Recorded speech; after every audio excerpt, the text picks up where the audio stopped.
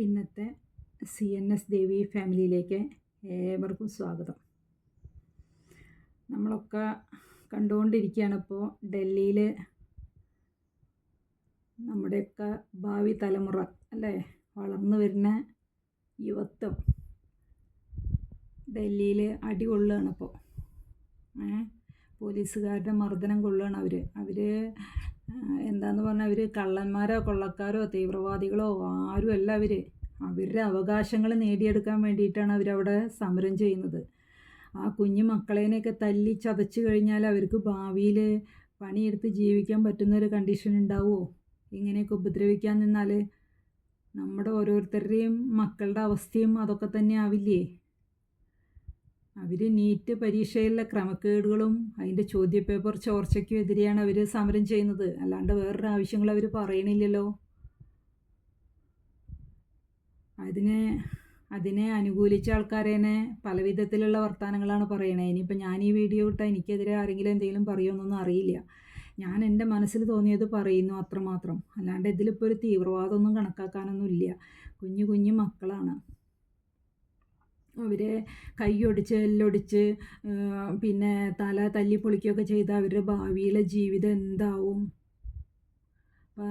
ഇന്ന് കണ്ടില്ലേ, ഒരു പോലീസ് ഓഫീസർ മോഹിത് എന്ന് പറയുന്ന ഒരു പോലീസ് ഓഫീസറോട് അവരേനെ അടിക്കാൻ പറഞ്ഞപ്പോൾ ആ ഓഫീസർ എൻ്റെ അനിയന്മാരെ നേരെ കയ്യോങ്ങാൻ പറ്റില്ല എന്ന് പറഞ്ഞ് എൻ്റെ അനിയന്മാരെയും അനിയത്തികളേനെയാണ് ഞാൻ കാണണേന്ന് പറഞ്ഞിട്ട് ആ പോലീസ് ഓഫീസർ ജോലി രാജിവെക്കുക ചെയ്യുന്നത്. മക്കളേനെ ഇങ്ങനെ തല്ലാൻ പറ്റാത്തൊരു കണ്ടീഷനാണ് അയാൾക്കപ്പോൾ. മനുഷ്യൻ്റെ മനസ്സാക്ഷിയുള്ള എന്താ പറയുക, മനുഷ്യന്മാർ ഉദ്യോഗസ്ഥരിൽ ഇപ്പോഴും ഉണ്ട് അല്ലേ? അതിനൊരു തെളിവാണ് ഇപ്പോൾ പോലീസ് ഓഫീസർ ചെയ്തത്.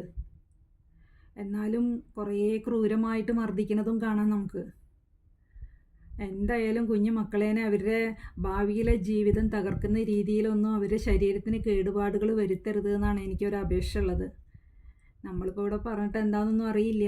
എന്നാലും നമ്മളുടെ ഒരു അഭിപ്രായം നമ്മൾ പറയാമെന്ന് മാത്രം. അവർക്ക് നീതി കിട്ടട്ടെ, വേറൊരു ആവശ്യം അവർ പറയുന്നില്ല. അവർക്ക് നീതി കിട്ടട്ടെ.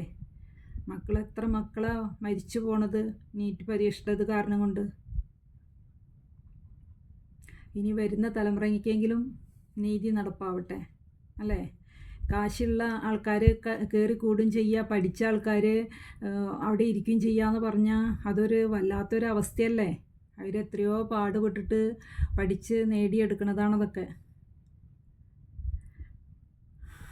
എന്തായാലും എല്ലാവരുടെ മനസ്സിലും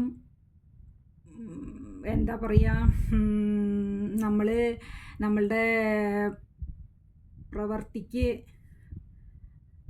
നല്ലത് വരാൻ, എല്ലാവരുടെയും പ്രവൃത്തി നന്നാവാനും ഒക്കെ സാധിക്കട്ടെ. ഇപ്പോഴും പ്രതികരണശേഷി ഉള്ള പിള്ളേരും ജനങ്ങളും ഉണ്ടെന്നുള്ളതിനൊരു തെളിവാണ് ഇപ്പോൾ ഡൽഹിയിൽ നടക്കുന്ന പ്രക്ഷോഭം. ഓക്കെ.